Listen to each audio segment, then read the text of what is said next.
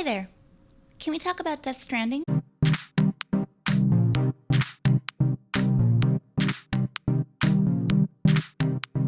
The first game released by video game auteur Hideo Kojima since his departure from Konami in 2015, Death Stranding debuted November of 2019 to mixed reviews.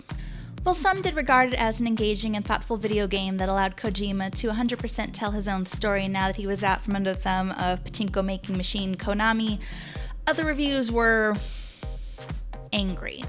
Critiques range from frustration of the unconventional gameplay and its mechanics to the convoluted Kojima-esque dialogue to insistence that Kojima should have tried harder to win over non-fans of his already, to confusion and frustration as to how Kojima, known for making brilliant scenes in Metal Gear Solid, could suddenly end up making this scene.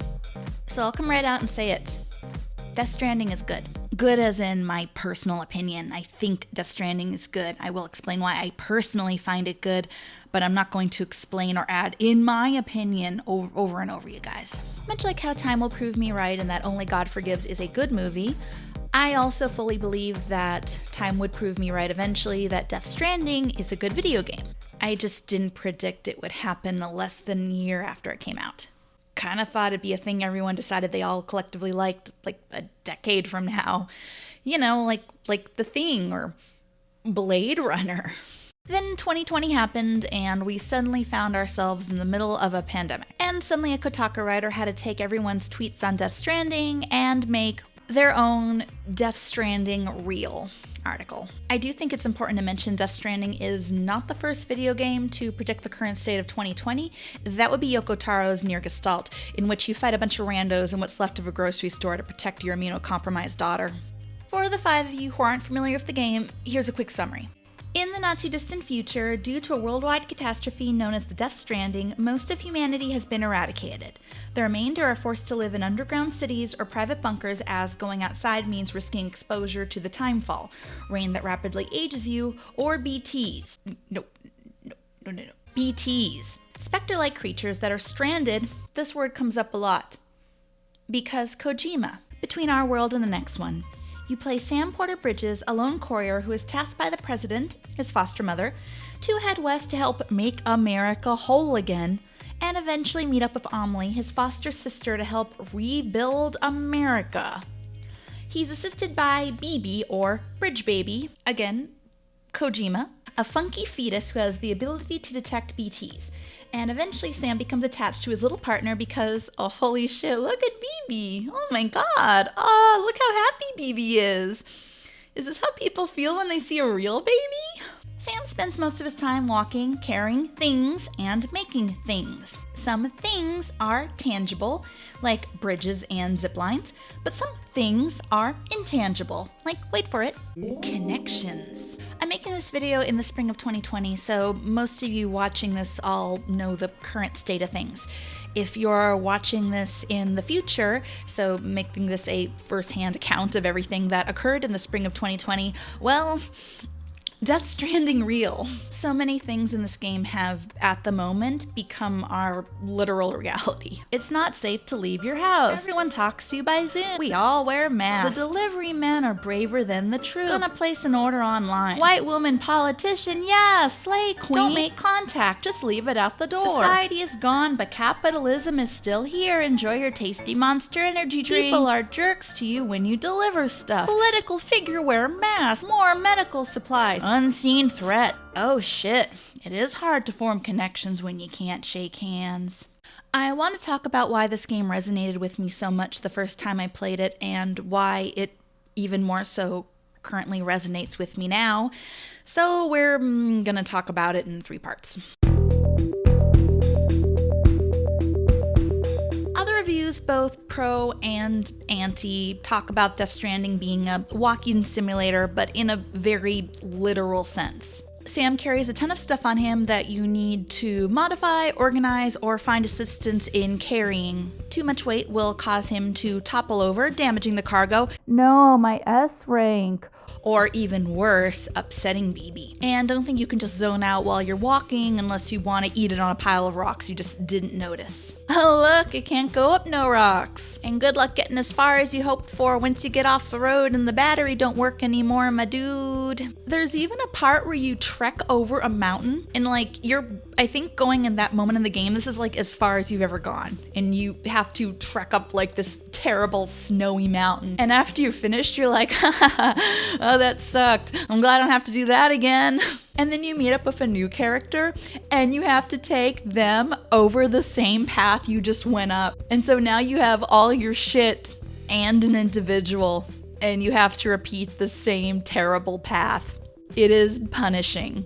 This whole game is punishing. But that's the point. This game wants you to feel what Sam goes through. Every fall, every power nap, every toenail he has to pull off, every time he collapses in a safe house. This game is utilizing what video games do best and what Hideo Kojima struggles to do sometimes, which is show, not tell. Sam lives a life where he's in complete isolation. He's out there on his own with no connections, no one to help him. You walk for miles and miles with no one to assist you, no one to give you a hand. And by the time you do finally meet somebody, they're just a projection. This video game wants you to feel how much Sam is alone and how much Sam struggles. You remember that microwave scene from Metal Gear Solid 4? That's it. That's this game. It's the microwave scene. This entire game is the microwave scene. What affected me in the story is, at the beginning, it very clearly establishes that Sam cannot connect to anyone, both figuratively and literally. As the connections you make in this game grow, such as building bridges, binning 5 stars of your preppers, so does Sam's connections to the other characters in the game. It's not just Sam who struggles to form connections. Everybody he interacts with has been separated from something. From Hartman and his family, to Mama and her psychic bond with her twin sister, to Fragile and the preppers in City she once assisted. At the end of Chapter 3, Sam asks Fragile, "What happened to you?" And it's the first time in the game that Sam has shown empathy towards another person. Fragile tells him her story, and I have to say, despite my issues at the voyeuristic camera angles for a woman who's been forcibly stripped, yes, I know her underwear is meant to be an homage to Ripley from Aliens, but Kojima, there's a time and place. I was shocked at how strong and heartbreaking Fragile's backstory is. It's easy to subject trauma onto a female character for sensationalism, and Kojima has definitely had no problem doing this in the past. But Fragile's story, her rage at Higgs, and despite Sam's insistence that she's a hero, saying she wishes she'd just been a coward and ran, hit me hard. I find her one of Kojima's best written female leads since The Boss. As the game progresses, so many of the characters come to trust Sam and view him as a friend. There's a scene where he reunites with Dead Man on a beach, the game's version of Purgatory, that's reminiscent of a war zone. And Dead Man tells him that there was so much insane, terrifying stuff going on around him, but he wasn't scared because he knew Sam was coming. I think this really summarizes Sam's relationship with his new friends, where, yeah, everything's scary and crazy and terrifying, but everyone will be there for each other. At the end of Death Stranding, it turns out that the extinction entity, the being that would cause the end of all life as we know it, was a white woman all along, and Sam heads to her beach to stop her. I didn't grow up in a video game playing household. My parents didn't let me have a video game console. When I'd go over to like my friend Deeksha's house to try to play Mario Brothers, I couldn't even like jump over that first ledge. That's how bad I was at video games. I played Final Fantasy VII on my dad's PC every other weekend when I'd visit him. I finally in high school saved up enough money to get my own PlayStation, but my mom wouldn't let me keep it in the house, so it stayed at my dad's, and I played it every other weekend when I'd go and visit. And I tell you all this to explain I really didn't start playing video games until I was in my late teens. So one of the first video games to really have an impact on me outside of Final Fantasy X, gee, I wonder why, was Metal Gear Solid 3 Snake Eater. And there's a very iconic scene where you actively have to push a button to kill the boss, your beloved mentor who has to die in order for you to save the world. So when Sam confronts Amelie, you're given a gun and, you're like, oh, I got this. I played Metal Gear 3, boom, boom. And that's not what you do. You, Sam, a man who literally cannot touch people, you can't even shake hands. You stop Amelie, you stop the extinction entity by going up to her and giving her a hug and telling her you're there for her. And it sounds so corny, like, I type it out the script, I'm like, what is this Steven Universe bullshit? But this game has spent so much time selling you on this story about struggle and isolation and this desperation to just reach out and find anything, anyone. And by reaching out, you did it. You saved the world. And your compassion in this moment is enough to make Amelie rethink what she's about to do. And it inspires her to make her own sacrifice in the process. And I can't speak for everyone, but for me, this scene was powerful. Hope is an important aspect in this game, and it shows up the strongest at the very end, where Sam's BB, who he's now affectionately named Lou, has apparently died. Sam heads off of his little buddy to make one final delivery, where at the last minute he A, meets the ghost of Mads Mikkelsen and learns that the memories he kept seeing interacting with everyone's favorite daddy were not actually BB's memories, but his own. I'm baby? And B, despite the risks involved, breaks Lou out of the container. There's this moment where Lou isn't moving and Sam's trying desperately to resuscitate him.